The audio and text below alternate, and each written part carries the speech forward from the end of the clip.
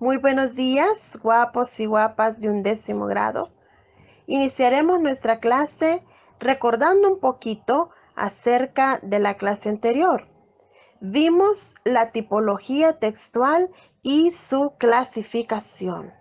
Conocimos entonces los tipos de textos más usuales, los más importantes de una gran variedad que hay de textos.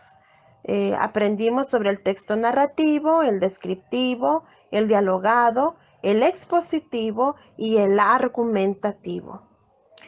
Y hoy vamos a conocer acerca de los elementos de los textos narrativos.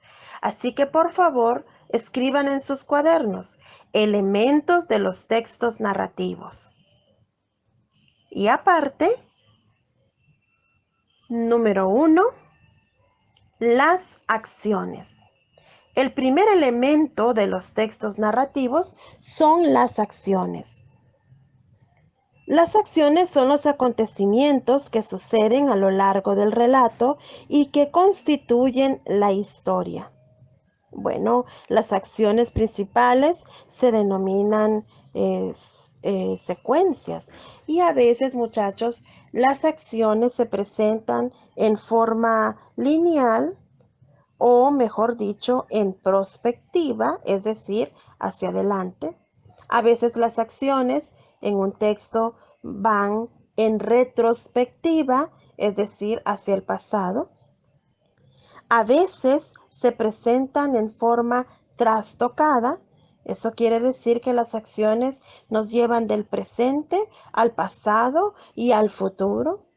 Y a veces las acciones pueden ordenarse de forma imbricada, una historia dentro de otra historia o alternada.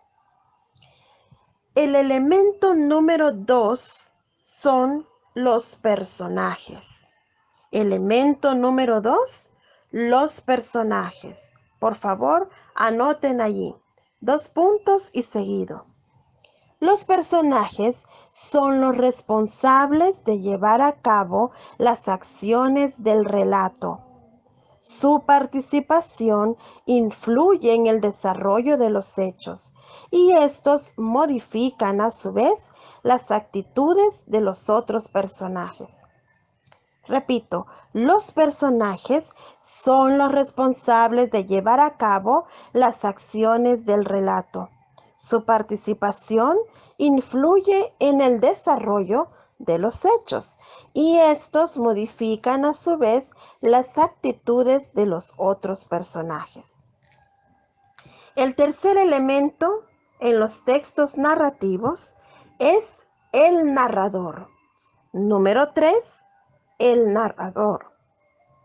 2 puntos y seguido. La función del narrador consiste en contar la historia, presentar y caracterizar a los personajes, describir los lugares y ambientes en que se desarrollan los hechos, así como ordenar los acontecimientos narrados. Es bastante trabajo el que tiene el narrador, ¿cierto? Repito, la función del narrador consiste en contar la historia, presentar y caracterizar a los personajes, describir los lugares y ambientes en que se desarrollan los hechos, así como ordenar los acontecimientos narrados. El narrador puede adoptar distintos puntos de vista y puede contar la historia en en primera y en tercera persona. Eso es lo que hace el narrador. El cuarto elemento en los textos narrativos es el ámbito. El ámbito, 2 puntos y seguido. El ámbito es el espacio físico donde se desarrollan las acciones. Es el espacio físico donde se desarrollan las acciones. Pueden ser una habitación, un castillo, una playa, etc. El quinto elemento es el tiempo. Quinto elemento de los textos narrativos, el tiempo. Escriban, por favor. En una narración, los acontecimientos se disponen en un orden temporal. Para expresarlo, se utilizan los tiempos verbales y los indicadores de tiempo. Repito, en una narración, los acontecimientos se disponen en un orden temporal. Para expresarlo, se utilizan los tiempos verbales y los indicadores de tiempo. Y el último elemento es el ambiente.